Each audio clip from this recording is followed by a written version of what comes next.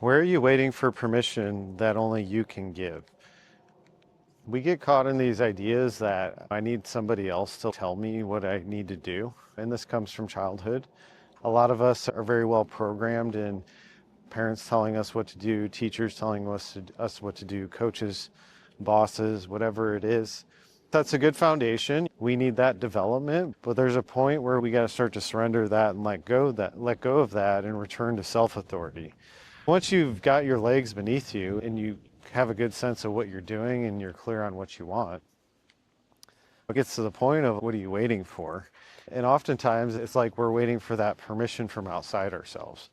And the opinions of others is a strong motivator. We don't want to be shamed. We don't want to be told you don't know what you're doing, anything like that. It creates this little box of I can't take steps until it's other people tell me it's okay because that's what's going to make it safe.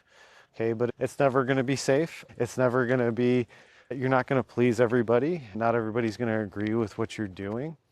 But as long as we're operating that way, seeking that from outside ourselves, there's always going to be that part of us missing where we don't fully trust ourselves.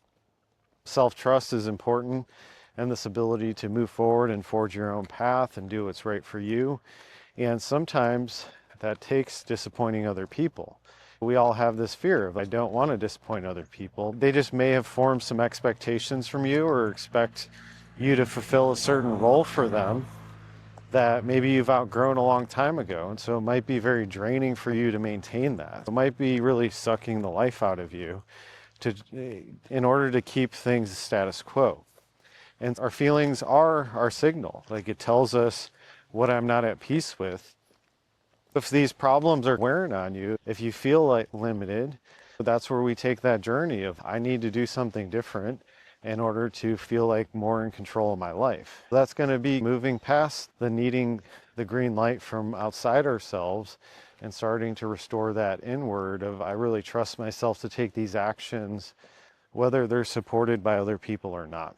And because when you take that journey, now you start to build confidence and strength in yourself. You start to form self-belief where you learn to support yourself in the way that you need, that you might not be getting truly from the outside. It's about switching the tables to be like, okay, this is my life to live. How do I want to live it? If I do it on my own terms, that's going to create a lot of freedom for me. Initially, that might be tough through disappointing other people or shifting expectations. You have to trust that people will get over it. And why are you living your life in that prison for them? What are you getting out of that? Oftentimes it's just to stay safe, okay? Our soul always wants the adventure. It wants the new things. It wants the excitement. And if we don't allow ourselves to go there, that's how we really settle in. When we don't feel like we're in control, then we start placing blame outside ourselves.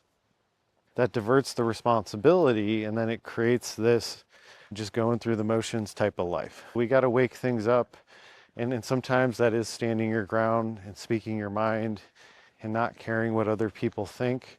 But that's really how you build strength and confidence to move through every situation.